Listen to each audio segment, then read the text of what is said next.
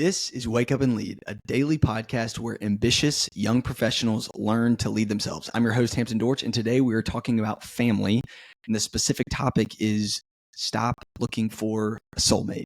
Now, I know some people debate, are soulmates a real thing? Are they not a real thing? Now, for me as a Christian, I believe that God is sovereign. And sure, like on one level, I wasn't a robot and didn't just stumble into meeting Erica without any intention of my own. I'm not going to get into like free will or predestination or any of that today, but I do believe that God's in control, and I believe that He knew that I was going to marry Erica. But this is something that like Erica and I have talked a lot about. My dad and I have talked a lot about it. It's like I'm so glad that I'm married to her, and she is who I want to be with, and I love her so much. But I think in our society, it's very easy to really over glorify the relationship and finding the perfect person and finding your soulmate. And I don't blame you and me for falling into that, because look at social media. It's a highlight reel. Look at every song that's written. It's about finding that perfect person, or breaking up because they weren't good enough for you. Or look at every movie. It's about like finding your soulmate. And I think like half of marriages end in divorce, and like the honeymoon stage ends. It's not all about like looking super hot and sex all the time. I think a lot of guys think that's what marriage is. It's like, okay, well, let's fast forward a little bit to when you're 40, 50, 60 years old. Okay. It's not going to be just like that. And I think so often we think very like short-minded. And then I've seen so many people, they end up breaking up with someone because it's like, oh, well, they have like this little flaw or that little flaw. And a lot of times I would challenge you to look inward and be the person that you're looking for. This might ruffle some feathers a little bit, and I'm not saying I necessarily stand by it, but I don't think it's a horrible idea. My dad and I have kind of joked about, I wonder like how arranged marriages would work. And by the way, this is in more of a Christian context. So if you're not a Christian, I know I do talk about faith on this podcast, but I'm venturing into faith here. I know that when it comes to marriage is a picture of Christ and His bride, the church.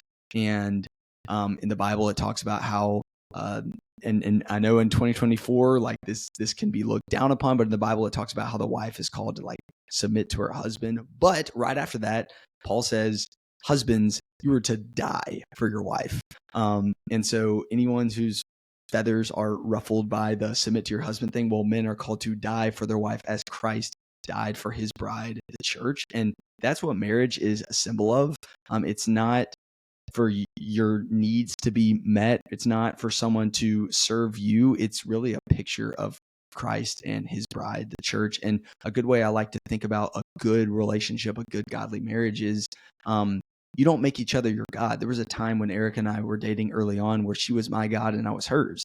When I was sad, when I was lonely, when I was upset, when I needed to feel known or loved, like I would go to her for that, and vice versa. And while I would say a romantic relationship is one of the closer, if not the most close you can feel to someone really knowing you and seeing you and valuing you, you are putting your trust in a person who is deeply flawed, who is sinful, and really you can only find that true satisfaction through God. So a good way to think about marriage and a godly relationship is, you as a Christian, you are running towards God for your whole life, and you are trying to become more and more like Him. It's a process called sanctification. And think about marriage as a partner. When you look to your right or when you look to your left, you see your partner with you, and y'all are holding hands and running there together.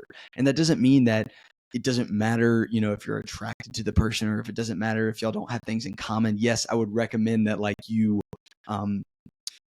find someone that maybe you are a little bit more in common with. But what I am saying is, for those of us who are Christians, it is overwhelmingly more important for you to be in Christ and pursuing Him. And I really believe that two people that truly love Jesus can figure it out in marriage. Maybe they're not as attracted to each other. Maybe they don't have the exact same hobbies.